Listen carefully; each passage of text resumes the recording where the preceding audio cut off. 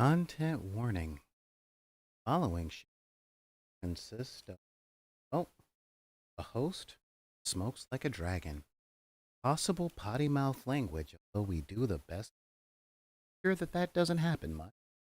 Discussions of fictitious violence and a lot of emotional topics. Folks, a little uncomfortable, but I want everyone to know that you're not being judged. Seen. Is that good?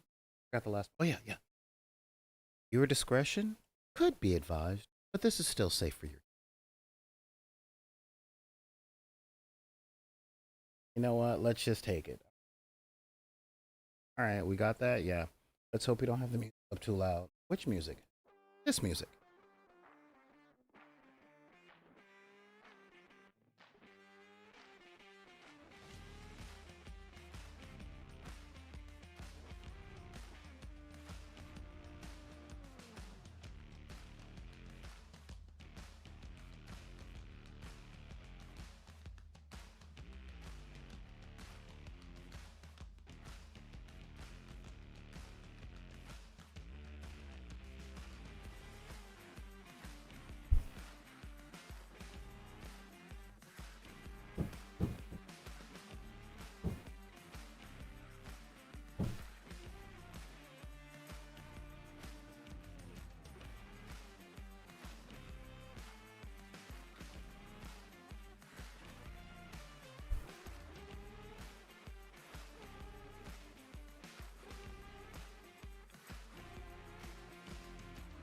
All right, I had to give you guys a little bit of the white dude's overbite. How you guys doing out there?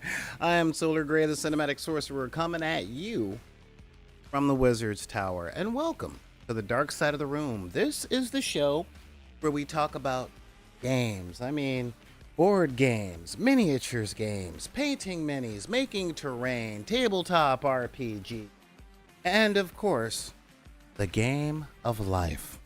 You know, when I was a kid, the Game of Life, the board game by Milton Bradley, or was it Hasbro? I don't know. It's all Hasbro now. It's all Hasbro and Games Workshop, of course. Um, and at the end of the commercial, the kid's like, "I'm a millionaire," and he throws a whole bunch of the fake money in the air, and it comes like down and all that stuff. Hey, what's going on, Spring Hill? You know what? Cool. Lurk all you want. All right. You are making stuff and you are making amazing stuff. Specifically, all of your leather work is beyond the skill level that I ever wanted to attain. So lurk all you want, man. But yeah, you know, that kid would throw up the whole bunch of fake money. "I'm a millionaire," and it would be raining all over the place. And I did that once at a game of Monopoly. And my mom informed me in no uncertain terms that is not the way to do things because somebody's got to pick all that up. And it's like, you ain't enough of a millionaire to hire a maid, get to sweep it. So I'm like sitting up going, yeah, not quite doing that. But yeah, we are having a little bit of a Tuesday because I have to go back to work at the warehouse tomorrow. There's no way to put it. I need the money. This is just a day-long gig, but it's going to be 8 hours in the gym lifting 60-pound weights over my head over and over. Hopefully I only have to do like 1,300 reps. I bet a lot of you guys are like, wow, he's exaggerating. I'm not. I empty cargo containers, okay? That's the work that comes up that allows me the schedule to keep doing this for you guys. So yeah, that's where we're at on that one. But if you guys got any questions or comments and all that stuff, we got a lot of regulars here in the chat today, and I love that you guys are here, and that is awesome. So I'm saying, hey, what's up? Oh, Solar Lights, all that other stuff. Let's see. Hey, Christopher Chalmers, howdy, over on YouTube. So yeah, all you guys are sitting over there, and I love that you guys should be coming up in the regular chat. Yep, Warehouse Wednesday. That is what we got going over there. So if you guys got any questions or comments, or you guys have serious questions, I like answering. And the fact of the matter is you guys can ask me questions and all that stuff, or just leave comments on how awesome your gaming experiences have been and all that stuff. I am 100% with it.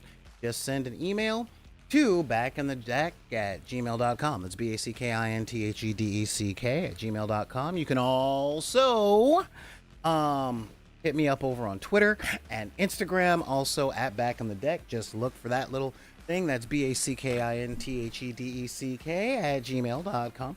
You can also reach out to me if you're under 40 and you actually know how this internet thing works.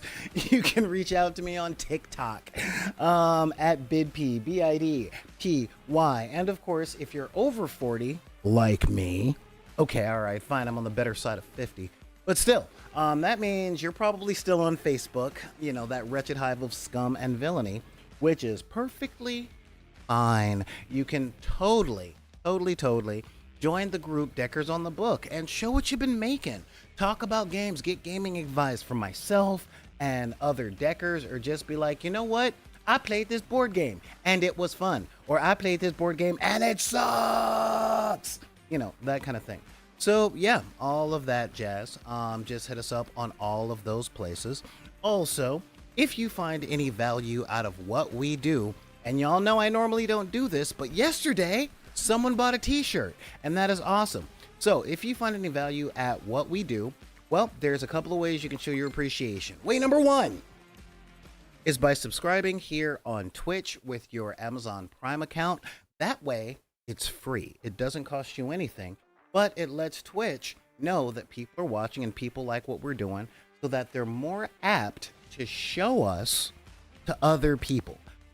Second way is, of course, to subscribe normally here with a tier 1, tier 2, tier 3 account. That costs money, and yeah, that's kind of how that goes on that. Also, you could totally, yeah,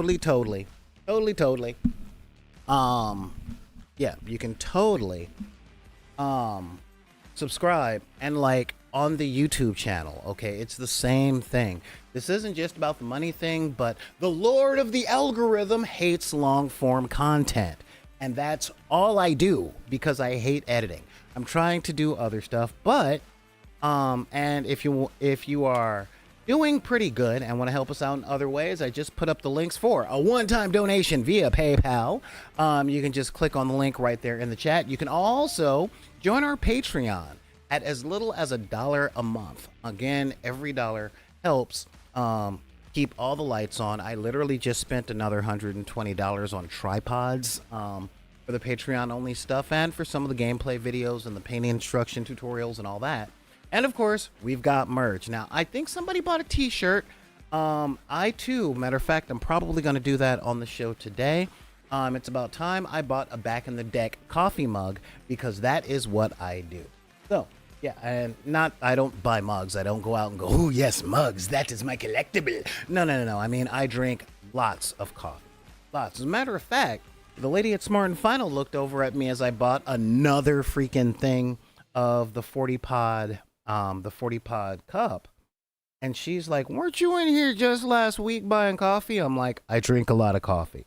And she's like, boy, you got to use them pods twice. I'm like, I do. I use them twice per cup. And she was like, oh, well, I'm like, yeah, I drink a lot of coffee, man. I work very, very, very, very strange hours, and I'm okay with all of those things. So yeah, that's a big thing. Also, for those of you guys, oh, I'm so sorry, Xanathates. Oh, that sucks. Ran out of coffee beans this morning. You know, honestly, that is one of the main reasons that our mutual friend doesn't quite understand. It's like, what is the point of what is the point of instant coffee? Then, right then, when you run out of your beans and you're like, wait, I've got the jar, the untouchable jar that I normally use for ice cream. Yeah, that's what I'll use. I'll use the instant stuff. Yeah. And you know, when I'm camping, I actually do the whole instant coffee thing, but I normally just get a teaspoon of it and shoot it straight to the head and follow it up with, like, I don't know, a Dr. Pepper, or in my case, a ginger ale, Canada Dry. Please sponsor me. Anyway. But yeah, the lady was like, yeah, I see you buy a lot of coffee. I'm like, I drink a lot of coffee, like a lot, But then I kind of looked at her going, yeah, but have you noticed I never come in here buying booze? Yeah, instant coffee is like methadone, but for coffee. It's true. It's really true. I think I might have a problem. So, I just want to have a casual show today because since I'm going to be in the warehouse and I got somebody in the chat saying, "Oh yeah, no, we used to have to unload trucks and all of that stuff." Oh my God, they took the coffee away. I am so sorry, Saurulites. That is ugly. That is just plain ugly. I assume by they you mean like some sort of authoritative figure, either the police or the doctors. If it's the police, a cab. If it's doctors, they suck too. um, but yeah, I wanted to have a casual conversation because there's so much stuff that's going on. And since I'm going back into the warehouse for one day only, one time. Oh, okay, not one day only. I need to work half the month in order to do the stuff I got to do. And I don't like doing it. I really don't like that job. Somebody in the chat was saying how they used to unload trucks of palletized stuff and have to stock shelves and all that stuff. I get it. I'm on the other side of that equation. My warehouse job is literally going to the cargo containers fresh from the docks, and I'm the guy that stacked the pallet.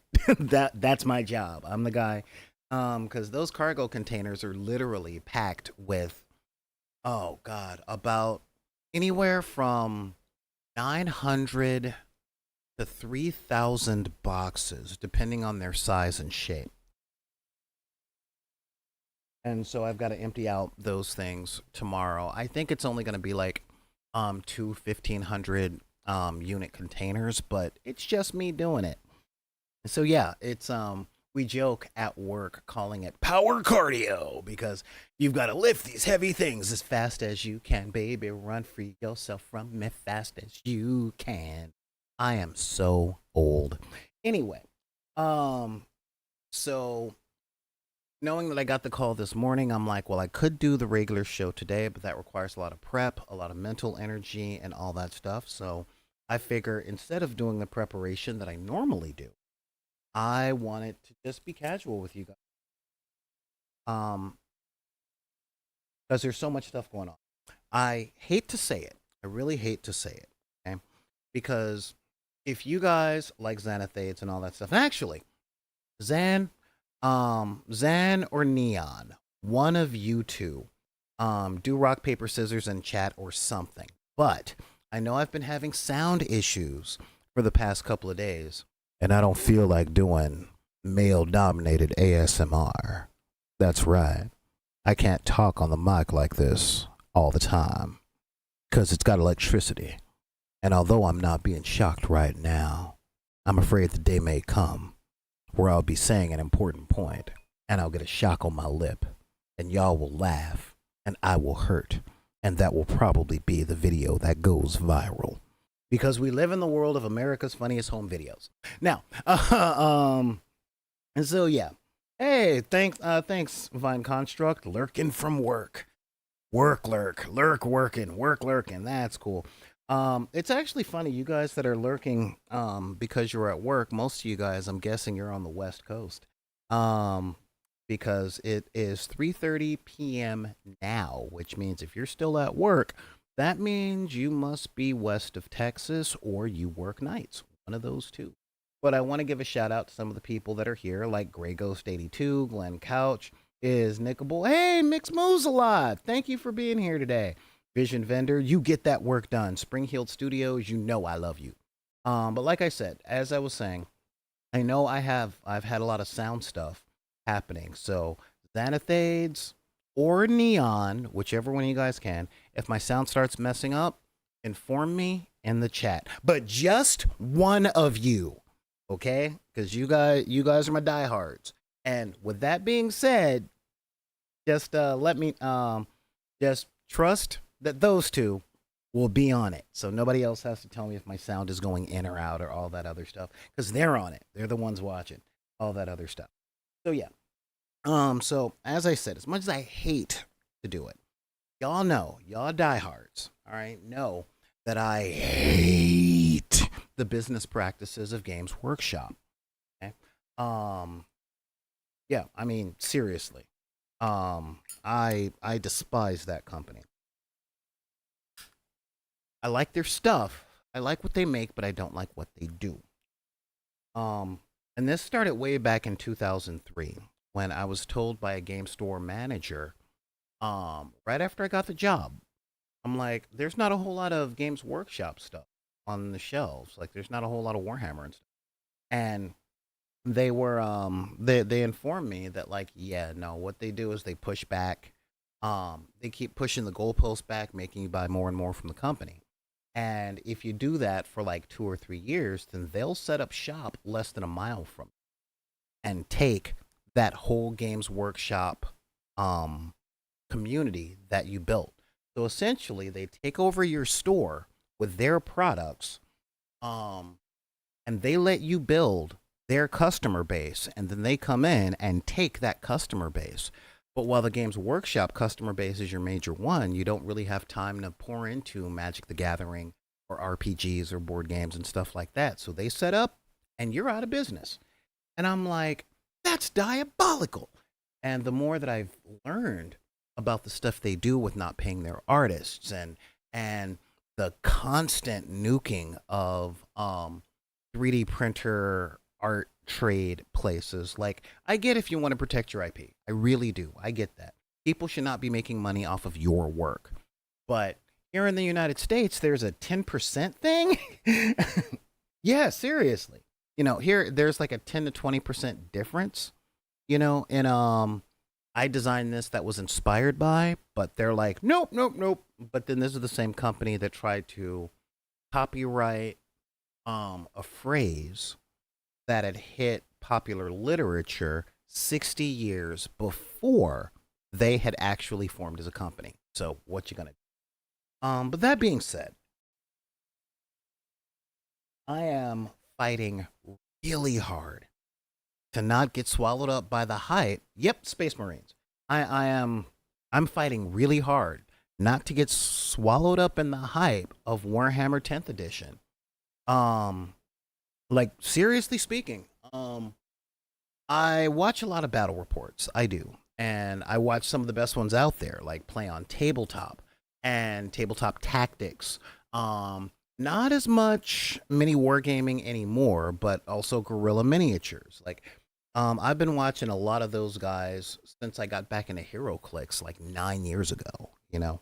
Um, and yeah, I like doing that stuff. I've filmed a couple of instructional videos and stuff that you can see on the YouTube channel if you go way back in the archive.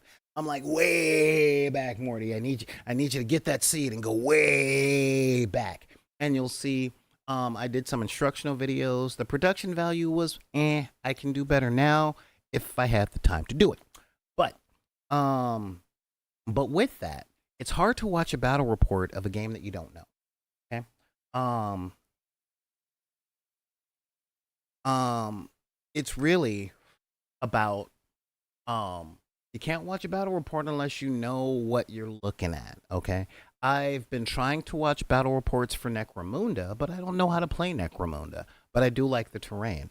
Although I'm leaning a little bit away from the Grimdark now. And more into standard sci-fi with things like Dead Zone and the Corvus Vel stuff like Infinity. I like future stuff. That's always been the aesthetic that I like. From Star Trek to Ghost in the Shell, to just straight up speculative fiction. I love that stuff. I like not just the stuff that looks like it came out of an Apple store, but the 1970s future aesthetic with the really big epaulets that the Gap Band used to wear, and all the funky clothes that you saw in like funk bands. No, it doesn't, Neon. It really doesn't. Clockwork Orange does not need a miniature war game. What's it gonna be? Paint up your little miniature in a chair with things strapped to his eyes and then roll dice to see how long it takes you to start screaming. I mean, I don't see much gameplay there. It's like, okay, yeah, we're doing it. Roll. All right, I need double sixes. Oh no, they're playing Ludwig van, and I don't see how that goes. Um, but now that Games Workshop has actually come come out of like stuck their head up from the sand, they're doing a lot of stuff more right. Um, I downloaded all the stuff that the Warhammer community page has on the regular thing. Um, so I looked at the new rule book. I've been looking at the data cards. I like that they're doing indexes, but more to the point, I like that they're releasing stuff for free. Okay. Um, look, y'all know I'm from the hood, and from the hood, we're not known for disposable income. All right, we're not. We're not known for having money for a lot of stuff. All that bling that you see on hip hop stuff, check out their apartments. Okay. Um, every time we buy something that is extracurricular, we're making a sacrifice of some kind. All right. Um, so you're just on this tear, aren't you, Neon? You know, um, yeah, a near future type urban sci-fi skirmish game like Cyberpunk Carnivale, that would be awesome. That would be really, really, really awesome using the Carnival rules for like a cyberpunk future, with bunches of neon and that fun little font that was used throughout the 80s when we were talking computers. All of those things could be really, really cool. I like that. Hang on, it looks normally don't answer. Okay, cool, cool. I was hoping. I just got a message from Nerdsoul, Nerdsoul, who brings that street geek and nerd soul, and I was hoping he had time to be on the show with me, but he does not. Um, so yeah. So I'm looking at this stuff, and I'm like, you know what? I hate to say it, I really do. I really, really, really hate to say it, but they're doing it right. And I watched enough playthroughs to learn the basics of Warhammer 40. Now, I'm not going to lie. I talked to a really good friend of mine over the weekend because I finally got a chance to play some Carnivale, as I said yesterday. And we were talking about 40K.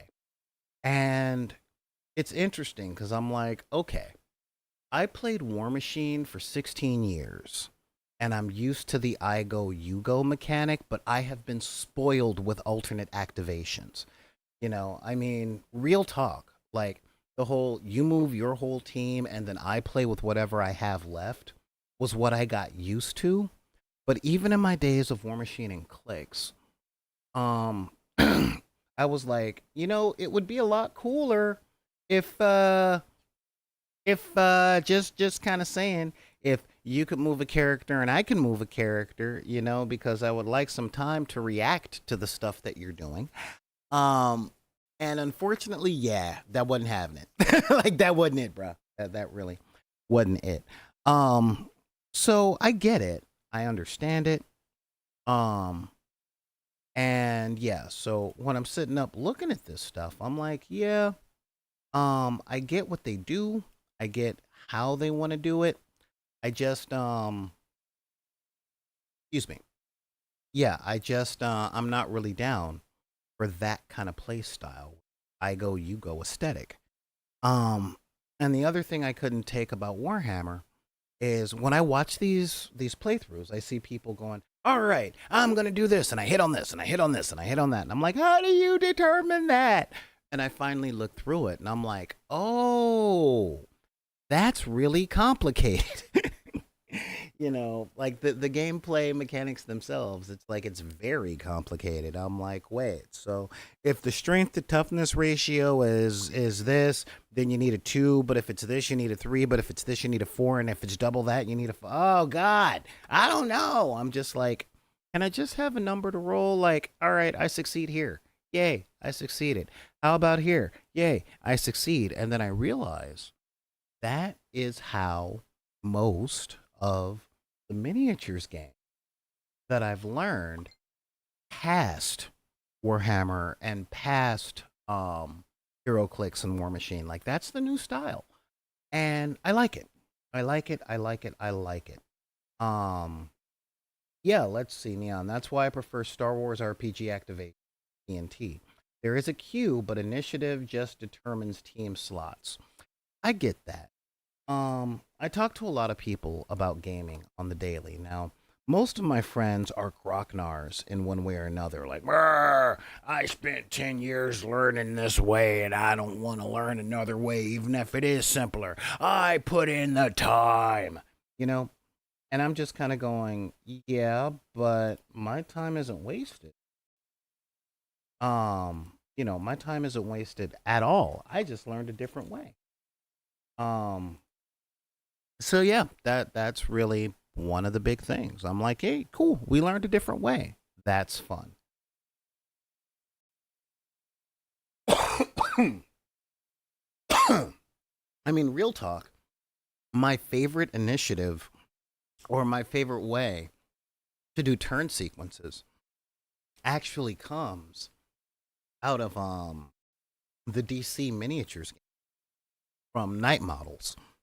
I wish that company would get their would get their act together.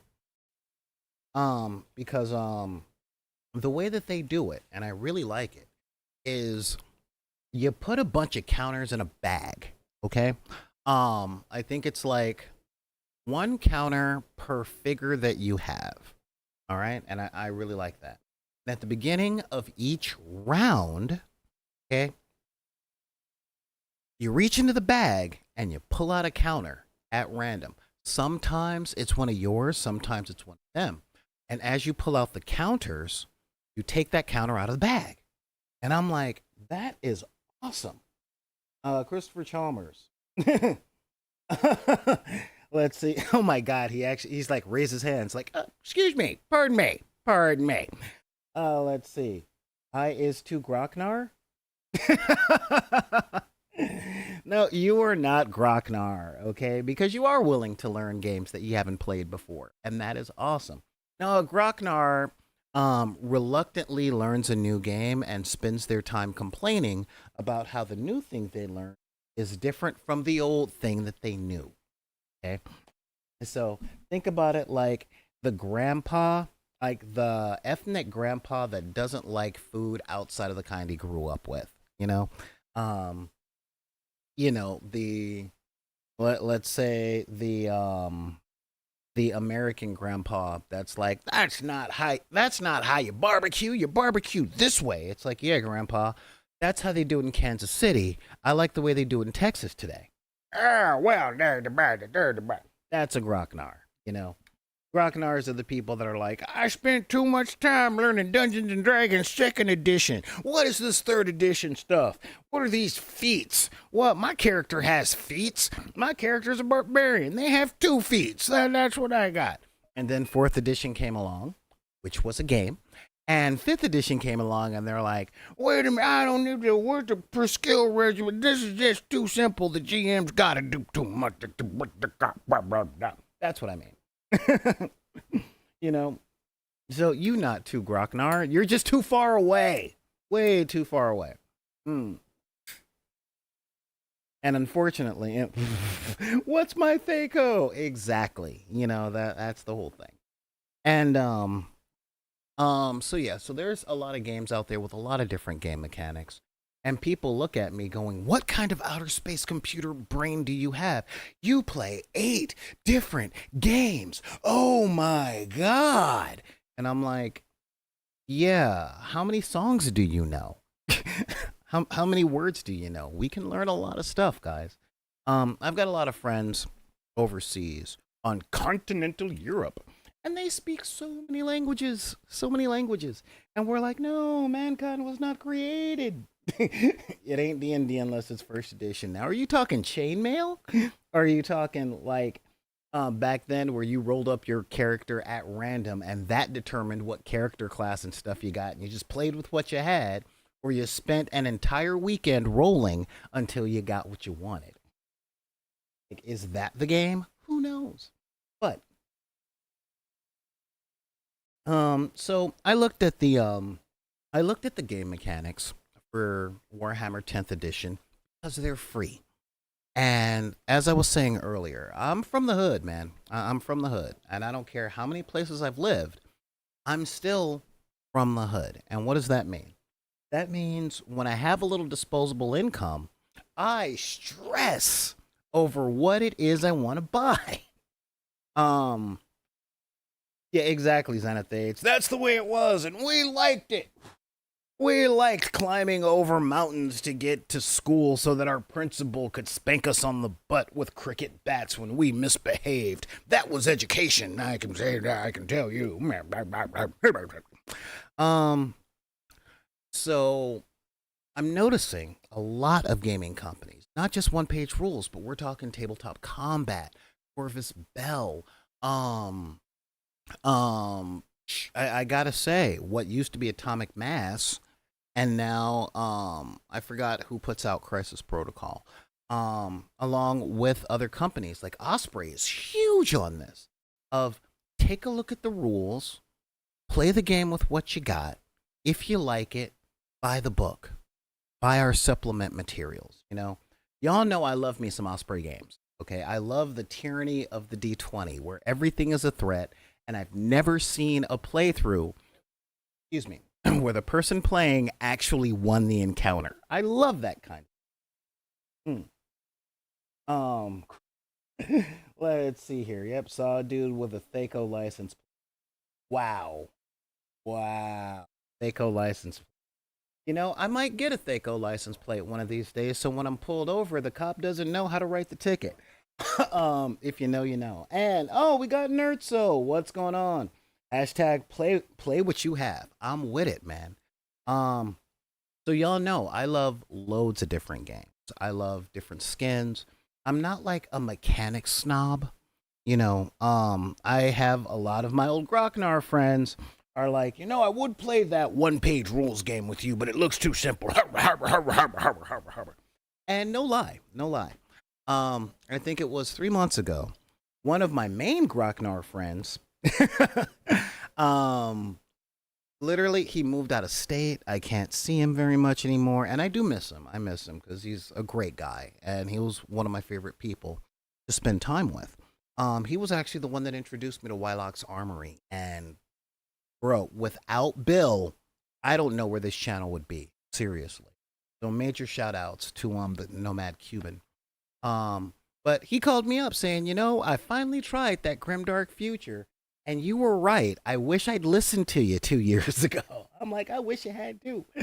Um, by the way, Nerd Soul, if you want in on this conversation, just let me know and I'll send you a link. Um, wish you'd been here yesterday. I ranted for an hour about Across the Spider Verse because, bruh. Um, so yeah, so the real talk on that is there's a lot of different game mechanics, but y'all know since I'm from the hood, I don't like spending a car payment on a maybe. All right. And there's a lot of companies out there, a lot of organizations that set up everything on the premise of trust me, bro. Spend $600 on an army for Warhammer 40K. And trust me, you'll find somewhere to play. And trust me, the game will be fun. And trust me, you'll get good. And I'm like, I see you. I see you trying to pull the sunken cost fallacy on me. Well, guess what? There's another company out there called One Page Rules. And they say, play with what you got. And if you got a 3D printer, give us $10 a month. And here, we will give you enough materials to make hundreds of armies. And that's actually no exaggeration. Yeah, I know the time difference is, but yeah, I mean, seriously, you're laughing with the hashtag trust me, bro, but that's really what it is, and I noticed that we do live in a time where it is hashtag trust me, bro. It's good because I say it's good. Well, what's so good about it? Just trust me, it's good. It's good. I'm like, sorry, man, I can't get in with that, especially Thaco life. Yeah, I get a belly tattoo with anything that starts with TH, and I may not make it through the year, bro. I mean that's just real stuff. I miss playing with water guns. Um, so we got loads of companies out there, and this is what I try and do on the channel. is expose people to all the different companies that are like, look at all these games that we could play. And you can get into these games for less than a number 8 at Carl's Jr. or a number 6 at Hardee's. All right. All you need are some dice, a tape measure, and some army men from the 99-cent store. And you can play with your kids all day, you know. And you don't really have to go farther than that. But see, I have a problem because as you guys know, I've been in recovery for a long time, which means I have a personality that makes me take everything too far. Everything too far. It's a wonder that I was ever married or ever had like a girlfriend or anything, because I go way too far with too many things. I said yesterday, a friend of mine joked with me and called me the Imelda Marcos of 3D printers because I've got 7 and I might have 8 by the end of the month. I'm not quite sure. But I do that to provide everyone that I want to show this stuff to with everything they need to get started. And if they like it, I'm like, cool, that army's yours. Take it. Take that army. Matter of fact, take this one and play with your friends. Teach your children. Spread the word of spending time together as a family and creating those memories that we look back on in our 40s going, I really miss doing that with my dad. Or, my uncle was cool. He had all these weird toys and all that stuff. And I would go over and play with toys. And he's like, oh, you like it? Here, take it. It's yours. That literally is the childhood that I wanted, because that was the one I saw on TV. And that ain't the childhood I had. Okay. I had a lot of cool stuff, my childhood in the hood. And I want you guys that aren't in the hood to know this. And y'all guys at the trailer parks, y'all know this too. It wasn't just gunfire and drug addicts and stuff like when I was growing up, I had a lemonade stand. We rode bikes. I talk about my age all the time, so I'm putting it out there. Y'all know I'm what they call a xennial. All right, I am Generation X, and I'm a strange Generation X because I was raised by the lost generation. This is the generation who gave birth to the greatest generation. Okay, my great grandmother was born in 1892, and she and her husband and my mother's grandfather-in-law are the ones that gave me my principles. The buy it, build it, or do without it. And I'm like, wow. I come to find out later, great grandpa Joe was pretty punk rock. He was all about DIY. Just you can't make it, yeah. You can't buy it, yeah. Learn to do without it then. Or okay, you need it, yeah. You can't afford it, yeah. We'll get to build and make your own. Eddie Murphy used to joke because that's how we work with food when we come from the disenfranchised parts. Y'all know what I'm talking about. Mommy, I want to go to McDonald's. You got McDonald's money? I make you a hamburger way better than McDonald's. Shoot, I didn't come in. I didn't spend my paycheck on all that ground beef last week for you to eat burgers at McDonald's.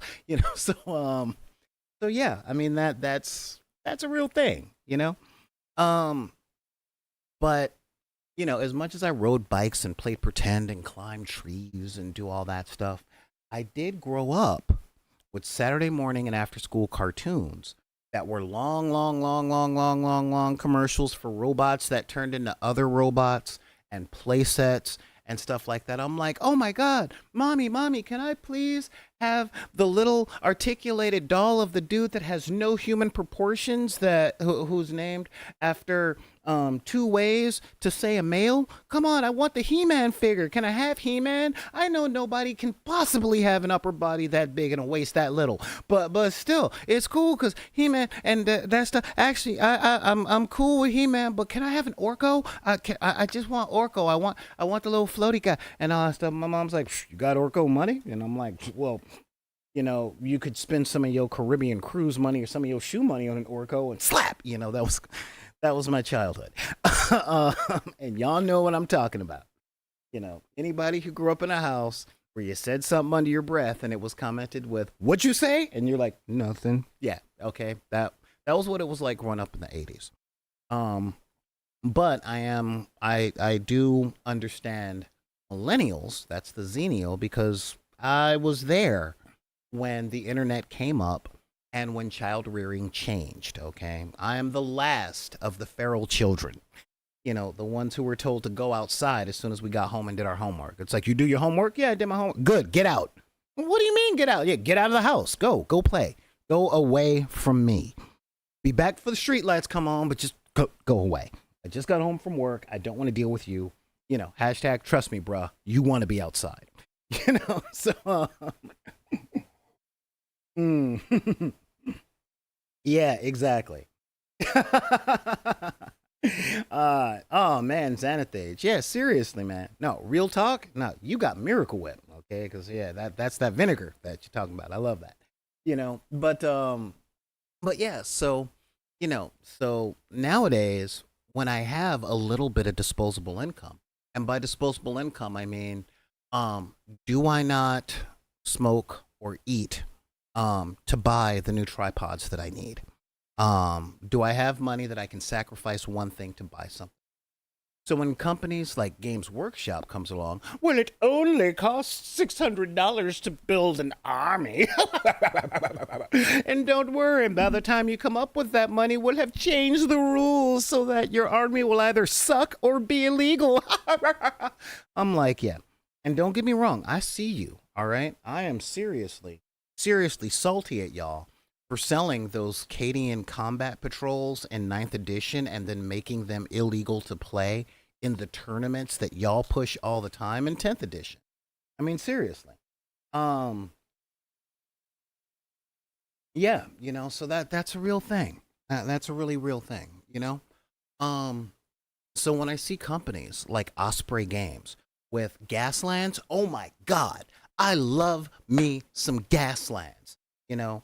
Because seriously, it's like download the book for free. There you go. There are the rules. Print out your little templates on printer paper. And this is the 21st century, all right? Practically everyone has some kind of access to a printer and paper, just like practically everyone has a smartphone. I'll say everyone has a cell phone, if not a smartphone, you know? So it's like, yeah, check it out. You need some six-sided dice that the 99-cent store by my house literally sells six-sided dice. And before they did, the Lickastow did. Okay, spelled Lickastow. All right, it wasn't the liquor store. No, the Lickastow sells dice. You know, matter of fact, I'm sure you got an uncle somewhere that left a set of dice at your house. Y'all know which uncle I'm talking about. He left the dice but took the china. Uh, but yeah, y'all know that uncle. Y'all know that uncle. But yeah, that and Hot Wheels. Just a couple of Hot Wheels that you can literally get from the dollar store. And you don't necessarily need Hot Wheels by Mattel's or other not quite Hot Wheels, but Hot Wheels from Matchbox. No, you just need a little car. you know, of course you had an old flip phone until 2019. Something tells me with a name like Xanathage, you're a fan of Captain Kirk. Kirk Enterprise. If you know, you know. And so yeah, I mean, seriously, that's all you need. That's all you need to play Gaslands. And you're good. You get to go, my car is going to shoot your motorcycle guy. That's it. And for somebody like me with a 3D printer, bruh, it's done. It is just done. You get me the rules, I will play the game. Like, now there are certain protocols that a person has to go through. All right. Let's talk about recasting or pirating, because the people that control the media will tell you that pirating and all that stuff is bad. It's bad. It's bad. Oh, I'm getting a text message. Of course I'm getting a text message when I'm on the air. Let's see what these people got to say. Oh, it's from my phone company with an offer. Shut up. So as I said, I went to a store. I went to Lost Planet Games in Torrance, and those guys are really cool. The owner of the store looks like a biker. Like, he really does. He looks like everything you imagine a biker to be. Just this sable-haired white guy with a long ZZ Top beard. He wears a bunch of metal T-shirts, and I'm like, dude, DHA, am I safe here? um, And he is the coolest dude. He is the coolest dude because he loves playing. He and I have exactly the same game philosophy, and I found that out this weekend. And he had a sale on Carnival figures that were like 50% off, and I'm like, yoink, because for a playable team in Carnival, it's already only maybe $35 to $40 for a playable team, and it was half off. So I'm like, yeah, I can spend $25 and get a fully playable team once I put it together. But TT Combat doesn't exactly put the stuff together in a way that I like. So I went to buy the rest of the army that I wanted, and I couldn't find it anywhere. And I called up that store, which is the only store within 40 miles that I know that sells that game. And oh, nice. Nice. I actually have a friend named James Tiberius, but his last name is not Kirk. Um, but I looked to buy the thing from the store because I want to keep friendly local gaming store business. Or more to the point, I don't want to be one of the people that help put them out of business. But they didn't have it. And then I went on Amazon, and they didn't have it. And I went to the TT Combat website, and they didn't have it. I needed a singular ostrich rider. That's all I needed. And the what was called the King for a Day, right? So I went into that, and I couldn't find what I was looking for. So I 3D printed it. And when I went into the store, I let them know, look, I've got some 3D printed models for this game because I tried buying it. Like, you remember the phone call? And they were like, yeah, no, I remember when you called this week to see if we had it. You good? And I'm like, thank you. Thank you. But what did I do with that? I tried every reasonable manner to get the thing I wanted. Okay, every reasonable and fair manner to get what I wanted. And I couldn't get it. So I made it. And once I did that, the people at the store, the people who get paid to sell these things are like, no, man, you good. Because they know that once they get the thing in, I will buy it myself. Okay. But if it's not available and I want to use it, yeah, I'll make a proxy. Now, a lot of people are like, no, don't recash. You'll put Games Workshop on the. Okay, guys, I'm going to drop some business on you right now. Right? Serious. This is business. So, the Walmart Corporation, Walmart, all right? If you live in the continental United States, you know the store.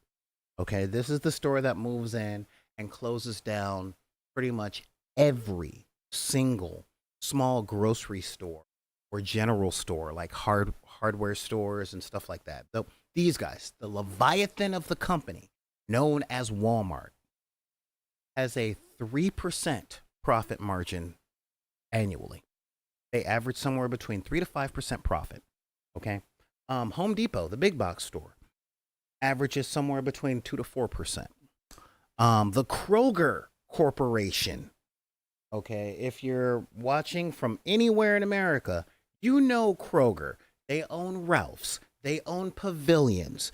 I don't know if they own HEB, but they definitely own Kroger because they have their own stores, and they have various tiers of grocery stores to where they sell various qualities of food. They have a 2 to 4% profit margin annually. Games Workshop averages 22 to 35% profit margin annually. They're fine.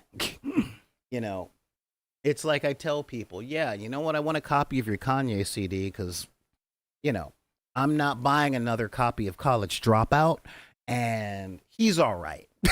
I don't think he's going to have to sell everything he owns and move next door to me. And even if he does, if having a 3-bedroom house in a neighborhood is the lowest that you can fall, you're fine. That's where I look on it. They own tons of stuff, a lot of various quality. Yeah, exactly. Right. So yeah, I don't have a problem with recasting, especially since the buy-in is so high, like so expensive. And if they go, well, then we'll lose our customers, and what about the shareholders? I'm like, then the shareholders had better. I almost dropped the f bomb there. You see that? I almost did it. Almost did it. Yeah, then the shareholders had better understand that people don't have the disposable income of a doctor in the 1980s anymore, and they need to hop on the freaking train. Hop on the train and go for long term profit instead of short term profit. It really is that. Um, hmm. So yeah. Um, and Nerd Soul is like, lo, they own various things of various qualities. Trust me. Go to a Ralph's and then go to a Pavilions and understand they're owned by the same people, but look at the difference in quality. Heck, I have to go to Ralph's like 20 miles away from my house to get better. That is a conversation for the meeting tonight down by the docks. um, and yeah, so bring your picket signs and make sure that the guy standing next to you. Um, so yeah, that's like the real talk. But companies like One Page Rules and Osprey and TT Combat and Corvus Bell and whoever it is that does like Turnip 28, they release their rules for free. Like, try our game with your toys. If you like our game, buy our books and buy our minis. And you know what? Those people are doing just fine. They really are. They're living a solidly happy middle class life wherever it is they're working. They all of the shareholders in those companies have the American dream, and they're doing it in a way that encourages community. Now, at the beginning of the show, I think it was Neon Arlecchino put up that they've been looking at a historical game like Bolt Action, and it got you thinking. Did the vastly different treatment between the Germans and Japanese after the war have more to do with racism against Asians and not holding them to the same standards, racism for their victims, or trying to avoid Japan going communist? Really? This is a game channel. I'm not a historian. Um, but real talk. If you look at the propaganda and the they were spewing out, Germany. Okay. What I can say is this. Um, I very much like alternate history fiction, and there's a show on a scale of 1 to 10. It's about a 4 or a 5. Yeah, it's really about a 4 or a 5. Um, called The Man in the High Castle. That takes place in I know, gaming and life. Um, but I try to avoid politics. You know that. But in the show The Man in the High Castle, it's an alternate universe where America and the Allies lost World War II, and it was interesting in the fact that Germany and Japan split America between the two of them, where Germany had the East Coast, um, um, Japan had the West Coast, and the neutral zone was up in Colorado and the Rockies. And I looked at that and I said, you know what? On the surface, without having a doctorate in history or being like a serious academic World War II, that makes sense. Like that they would split up the United States. That I kind of dug that aspect. However, an underlying tone in the show, because we're watching it from like the American Rebellion type thing. They're trying to do the Star Wars thing, and it's science fiction and alternate universes and yada yada yada. But one of the big things that they were showing was Japan and Germany, and I would say poor Italy, but they were on the wrong side, and they were left out of the show. Uh, um, what I can really say is that over the course of the show, they made it really clear. Last cup of coffee for today. Um, that Japan was always trying to shore up their political power, their economic power, and some military power for the day that Germany was going to wipe them off of the planet. It was like an uneasy alliance with the you next, right? Yeah, like you next. Like it's really good that these Americans and some Europeans are doing this whole rebellion thing because if they weren't here, I'd be knocking on your door. um, so yeah, but but it did actually make me want to talk about a certain thing because I talk about this with a friend of mine all the time, and that is the weirdness of historical games. Okay, I'm sure you guys have noticed I don't play historical games unless they have some sort of fictitious um some sort of fictitious aspect for it. Like bolt action has great game mechanics. It looks like it's really fun to play. And it really looks like, I mean, given who made it and all that stuff, it looks like what the dude who left Games Workshop wanted to turn Warhammer into as far as game mechanics go. I'm with it. Okay? Um, but here's the thing about historic games.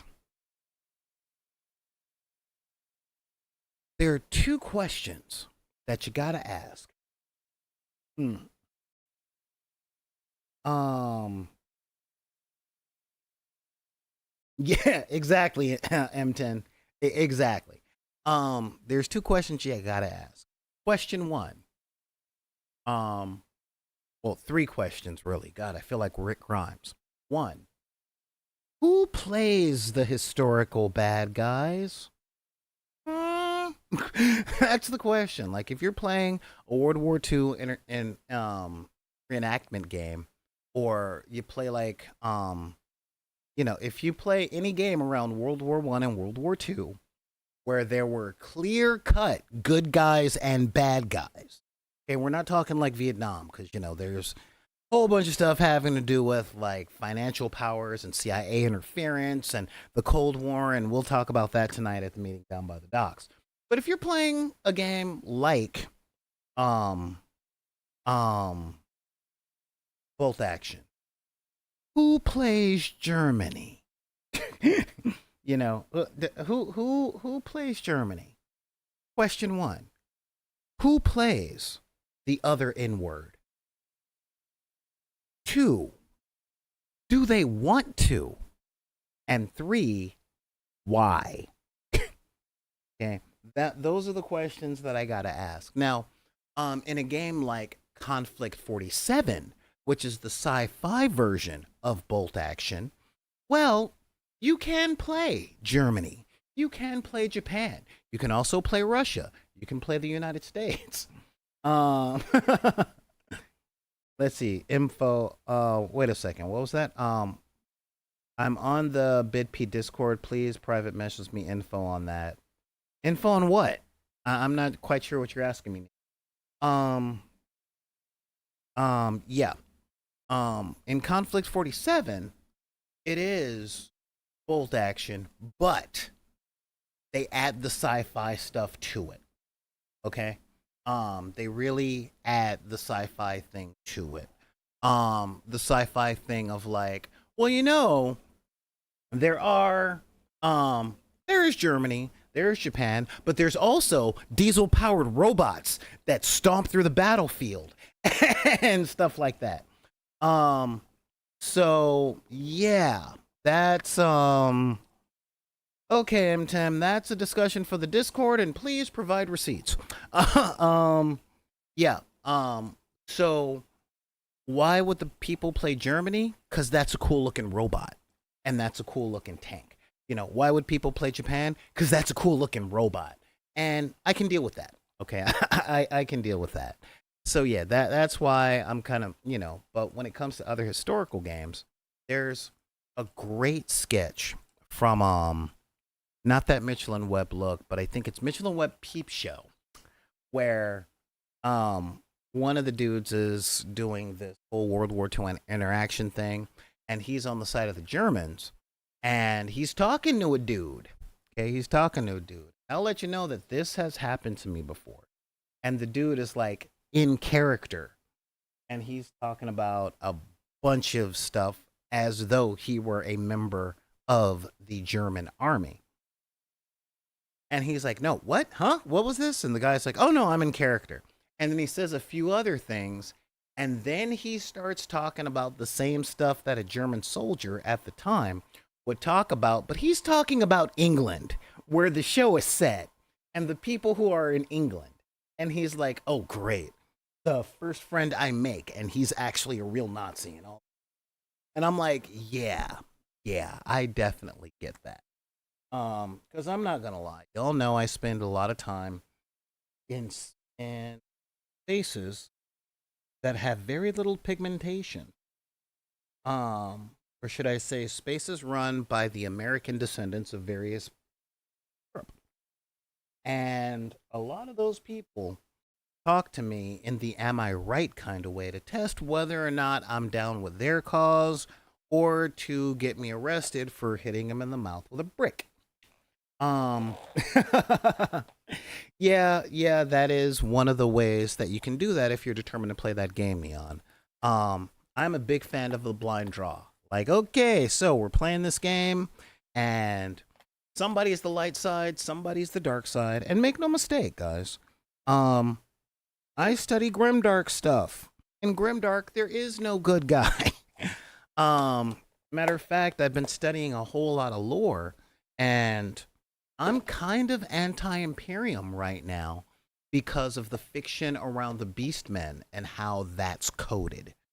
Okay, so I'm like, you know what? I'll stick with the Tyranids, and I like the Thousand Sons, and yeah, that's kind. And I really, not gonna lie, I like the fiction of the Night Lords, and I really, really like Perturabo. I feel him. I feel Perturabo, you know.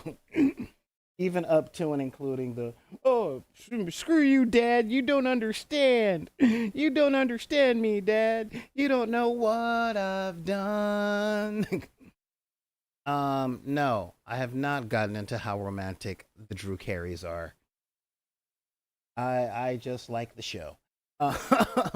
Although I have Drew Carey, for when I give demos for Grimdark Future and Grimdark Firefight from One Page Rules, because you know it's a pastiche. And a lot of people I know want to play the elves. They like the elves. They like the elves. Although in Dead Zone in the Mantic game property, I like the fact that the elves use drones. Not just the kind that you see from the Tau, but literally they send robots or androids shaped like them to do all the fighting. I'm like, yeah, why aren't we doing that nowadays? You know, I'm like, a lot of the times I wish that global conflict could be fixed with a video game tournament, but you know, that's a thing.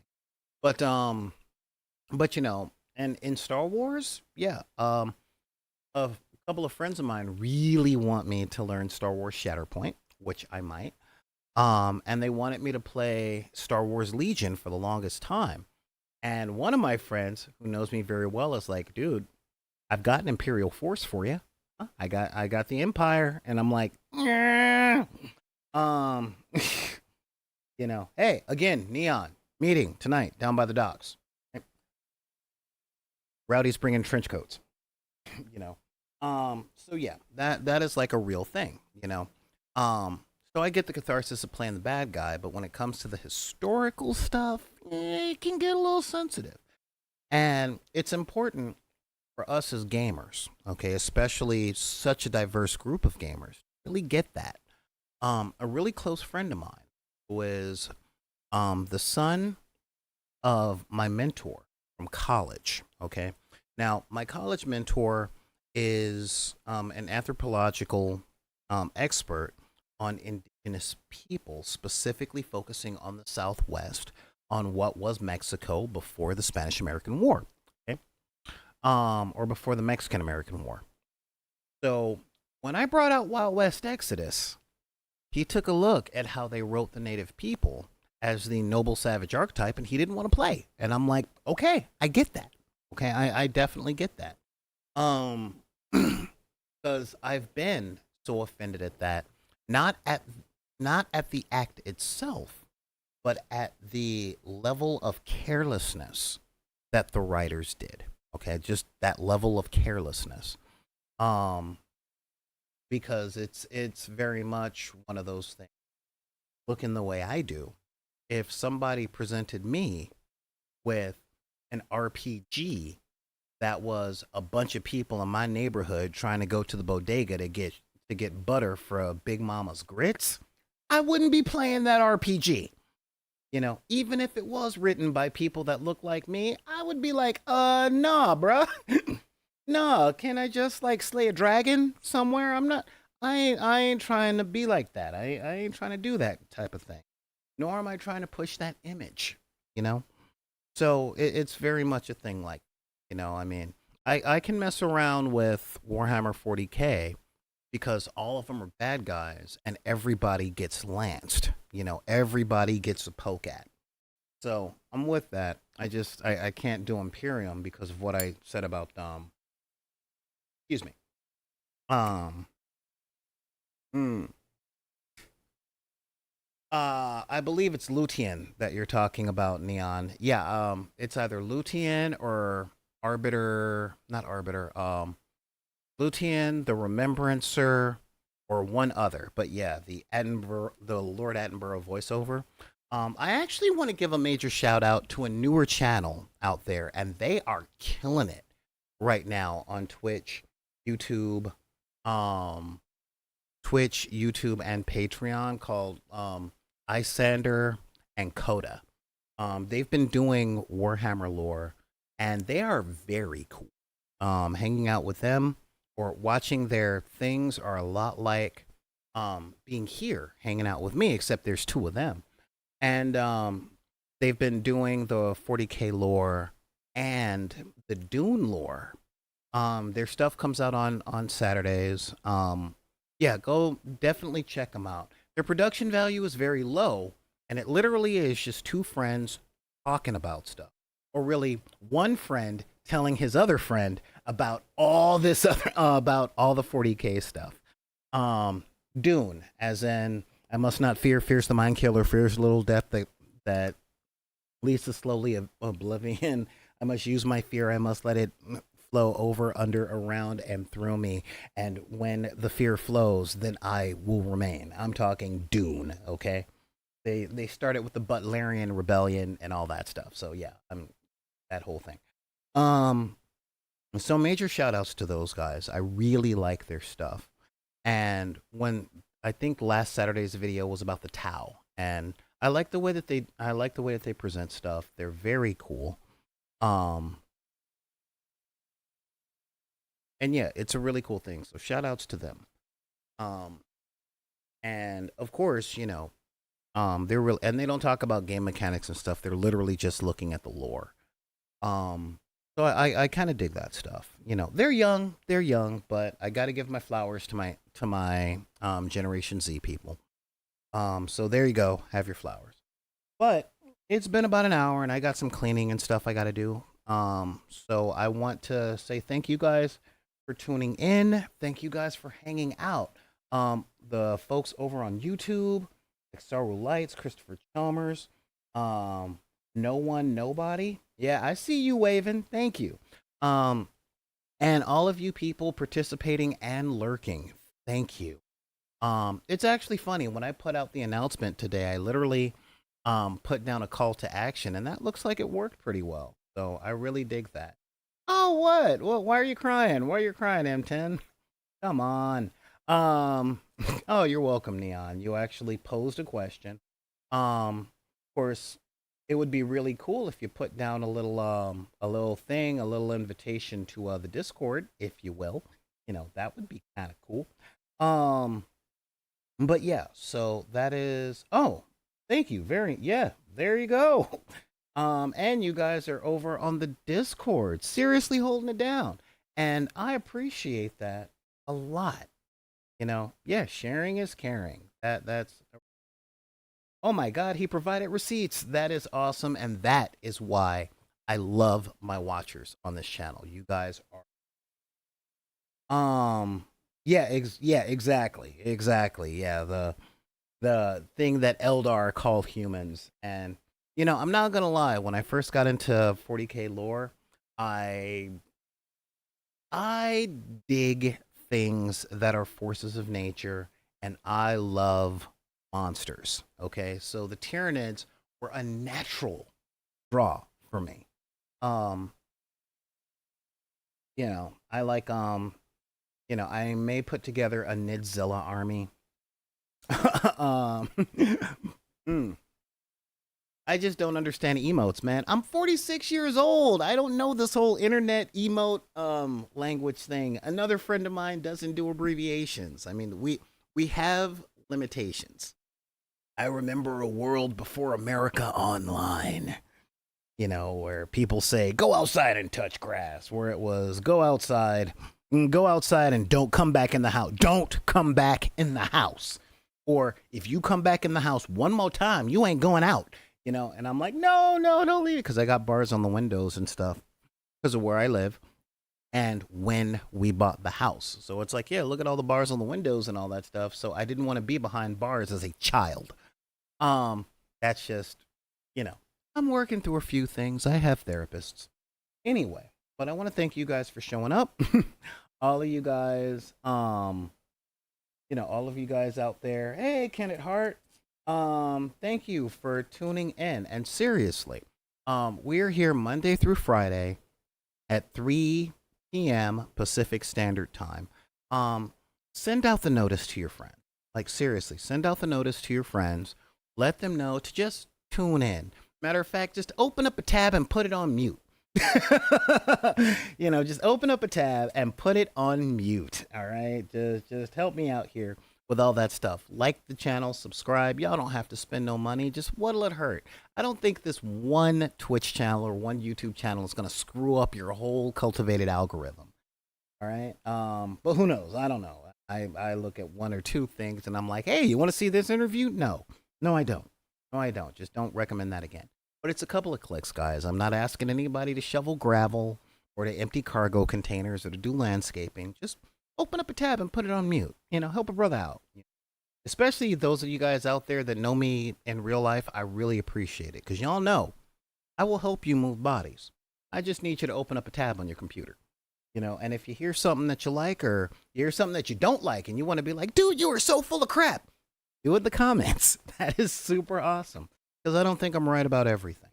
I'm not going to be here tomorrow, though, because, again, I have to go and empty a couple of cargo containers for money. But I will be back on Thursday. Let me know in the Discord and on the various other places that are coming up. But, yeah, hang on. I'm just putting up an invitation there.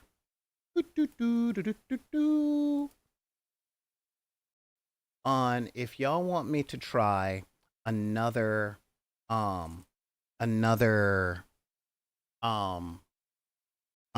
miniatures game playthrough on Thursday, or if you guys want me to paint a miniature on air. Yes, M10, we are doing D&D on Thursday night. So far I'm available.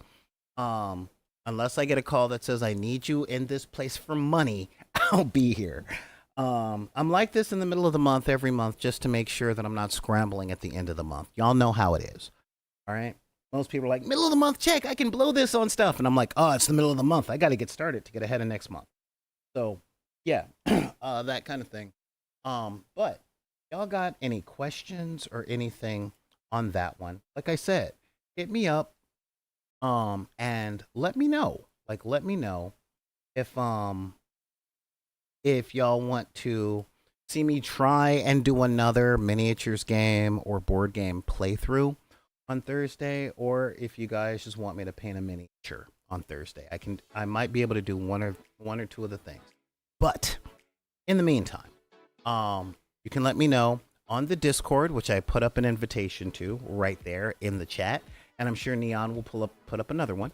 Or you can hit me up at backinthedeck@gmail.com. That's BACKDINTHEDECK at gmail.com. You can also hit me up on Twitter and Instagram.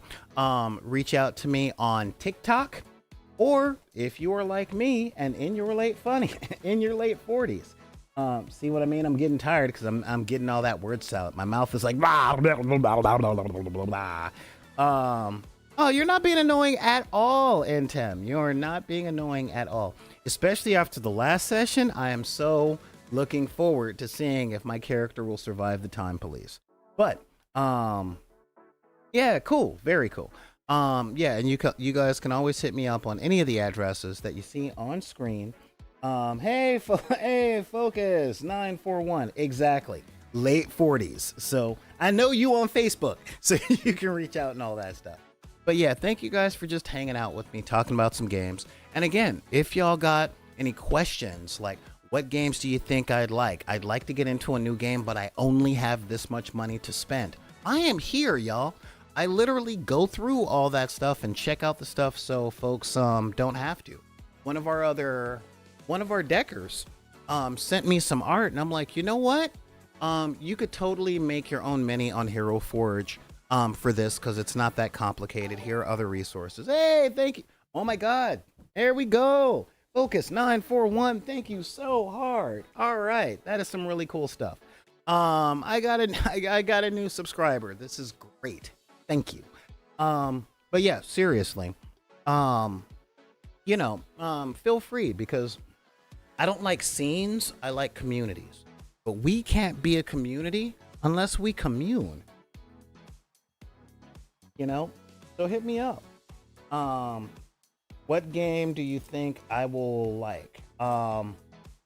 Hit me up on any of these places. Feel free to reach out.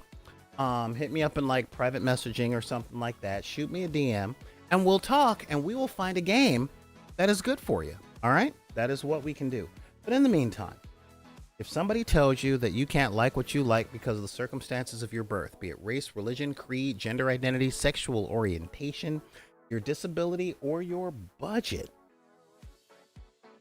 you can tell them to take any of those cards and put them back in the deck. This is Solar Gray, the Cinematic Sorcerer, saying thank you guys for joining me, and we will see you Thursday on the dark side of the room.